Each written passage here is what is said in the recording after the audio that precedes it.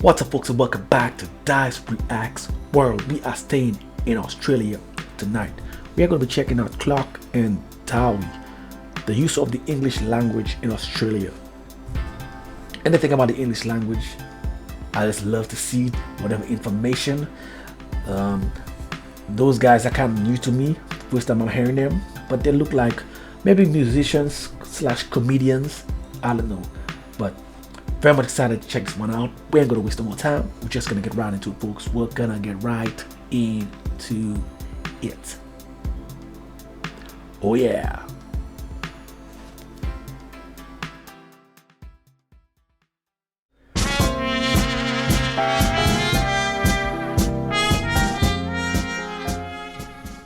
Your name is Lars? My name is Lars, yes, good evening. Surname Lars? My surname? Yep. Tordas. Lars Tordas. That's right, good evening. And what line of work are you in, Lars? Well, interesting, Brian. We've just had to give a new name to the sort of work we do. We've had to you've changed the name of the job. Yeah, we had to describe it differently, Brian. Why was that? Well, we were getting calls from people we frankly didn't want as our customers. We needed to perhaps reposition the business. You were attracting the wrong crowd. Indeed, Brian, and we needed to rebrand it, I suppose. And what do you actually do? We repair incendiary devices, Brian. Oh, is that dangerous? Well, no, not if you know what you're doing, no. And as a matter of interest, what did the job used to be called? Match fixing, Brian. We used to fix matches. Terrific. Okay, Lars, your special subject tonight is Australian usage. Yes, Australian usage of the English language, Brian. The way That's we right. use the... Yeah, yes. the English language Indeed. in Australia. That's right. Which is sometimes rather distinctive, isn't it? Yes, we do have a very colourful way of expressing ourselves sometimes. That is my area of speciality. Indeed. Your questions start now, Lars. Good luck. Thank you. What is it called when you say something you know to be false? A policy. No, not quite. A reform. Is it a much needed and long overdue economic reform? No. I'm sorry, Lars. It's a lie. Now, Lars, if you promised you were going to do something, then you did the opposite, what would you be? Prime Minister, Brian, in no time. No, you'd be a complete... Let me go back a bit. Now, Lars, if you promised you were going to do something, then you did the opposite, what would you be? Prime Minister, Brian, in no time. No, you'd be a complete... Treasurer. You'd be a complete treasurer. No, you'd be a complete liar, Lars. Now, if you add to the cost of something by charging an impost which goes to the government, what's it called, Lars? Nation building, Brian. What is the actual amount called? Oh, the actual amount. Yeah. That would be referred to as a levy. No, I'll give you a clue, Lars. It goes to the tax office. Yeah. Is it a gift? No, it's not a gift. It's compulsory. Oh, it's a co-payment. No, Lars, I'm afraid it's a tax. Brian, this is a bit unusual. Can I just stop you there? I mean, these answers you're providing and you're saying are the actual answers, they're just standard English usage. Yeah, but the questions are about the use of English in Australia, Lars. Yes, Brian, but your answers you're giving are really just the meaning of the actual words. Yes, that's correct. But I thought the way we use language in Australia was different. Yes, a lot of people thought that, Lars, but it's not true. It's a lie too. Yep, I'm sorry. And you haven't done very well Don't worry tonight, about Lars. how badly I've done, Brian. I'm just delighted that words have actually got meanings. Yes, it's a relief, isn't it? It is. We know where we are now, which is tragic. And that's a lie. Wow. I mean, I couldn't help but just remember George Carlin. Rest in peace to George Carlin. I mean, he was the first, like, not just comedian, but person who really hammered on the English language and did it in a comedic fashion. Really had you thinking.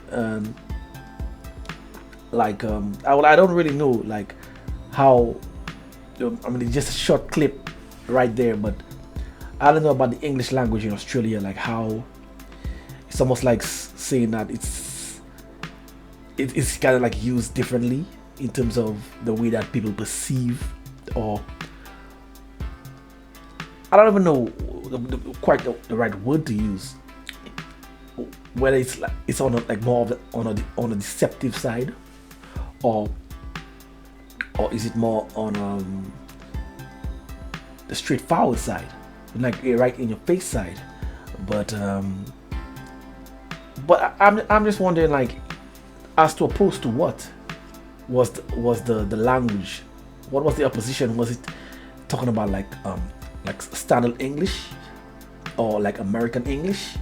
Because definitely American English is worse. It's the worst out of all of them.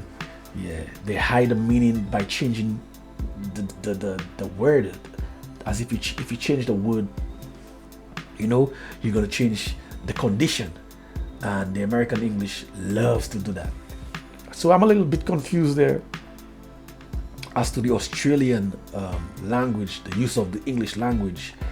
So you guys gotta hit me up in the comments. Is he saying that the Australian language is more watered down, or how would I say, used in a more deceptive manner than standard English? Because to me it looks the other way. It looks the opposite way from the things I've reacted to. Like, it just, the language doesn't give me that. I mean, when I've heard they speak the English language, like in terms of the way that they describe things, it's almost like, to me, it's more in your face than, I would say, standard American English. Yeah, so I don't know. Maybe I gotta take a look at this one again after this reaction to really understand which direction he's coming from. The one that's asking the question, not the one that's responding, but the one that's asking the question. I'm not too sure where he's actually coming from with his questions. Yes, but this was interesting. Clarke and Dawe, I think Dawe or whatever, however it's pronounced. But yes, but hats off to them, because that was so professional. I mean, like, they didn't crack a smile. Like, they were really serious about what they were doing. So gotta check out more from those guys. Very interesting.